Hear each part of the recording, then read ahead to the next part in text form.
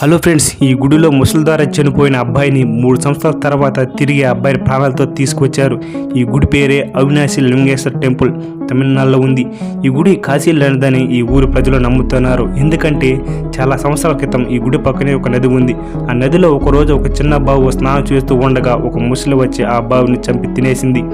వాళ్ళ తల్లిదండ్రుల కళ్ళ ముందే ఈ సంఘటన జరిగిన 3 సంవత్సరాల తర్వాత ఈ ఊరికి సుందరమూర్తి వచ్చాడు. అప్పుడే ఆయనకి ఒక ఇంట్లోంచి ఏడుపు శబ్దాలు వినిపించాయి.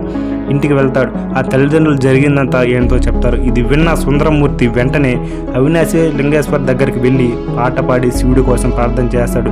దానికి శివుడు కరిగి ఆ బాబుని తిరిగి ప్రాణాలతో తీసుకొచ్చాడు. అంతేకాకుండా 5 ఏళ్ల వయసులో చనిపోయిన బాబుని 8 ఏళ్ల వయసు వరకు పెంచి ముసలి నోట్లోంచి తిరిగి ఇచ్చాడు. ఈ గుడికి వెళ్ళిన శివుని మనస్ఫూర్తిగా ప్రార్థిస్తే ఆయన అనుగ్రహం దొరుకుతుందని ఈ ఊరి ప్రజలు నమ్ముతున్నారు. ఓం నమః శివాయ.